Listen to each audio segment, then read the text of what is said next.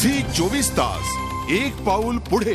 दक्षिण आफ्रिकेविरुद्ध 1 रन मिळवलेला विजय हा टीम इंडिया करता दुःस्वप्न ठरलेला आहे। दक्षिण आफ्रिकेविरुद्ध विजय मिळवल्यानंतरही टीम इंडियाला टी20 वर्ल्ड कपमधून पॅकअप करावं लागलेलं आहे। पाकिस्तान विरुद्ध ऑस्ट्रेलियानं खेळलेल्या रडीच्या डावाचा भारताला फटका बसला आणि सरस रन रेटच्या आधारे ऑस्ट्रेलिया पाकिस्ताननं सेमीफायनल प्रवेश निश्चित केला।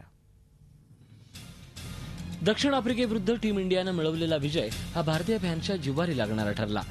सेमीफायनल गाठण्याकरता दक्षिण आफ्रिकेला 121 रन्सवर रोखण्यात धोनी ब्रिगेड अपयशी ठरली आणि टीम इंडियाला वर्ल्ड कपमधून एक्झिट घ्यावी लागली। भारताच्या वर्ल्ड कपमधून बाहेर पडण्यास ऑस्ट्रेलियाचा पाकिस्तान विरुद्धचा रडीचा डावही कारणीभूत ठरला।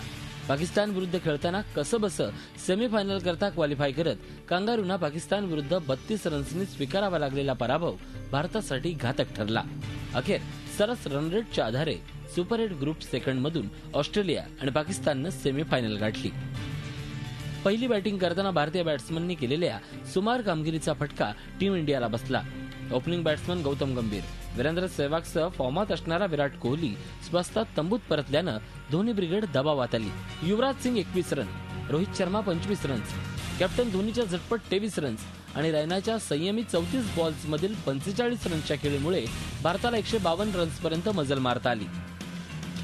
प्रत्युत्तरादाखल दक्षिण आफ्रिकेच्या इनिंगचीही अडखळती सुरुवात झाली।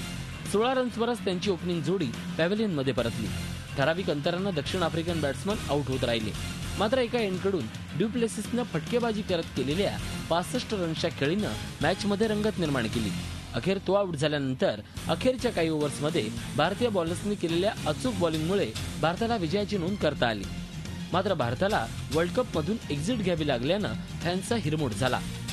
झी 24 ताससाठी ब्युरो रिपोर्ट, मुंबई। झी 24 तास एक पाऊल पुढे।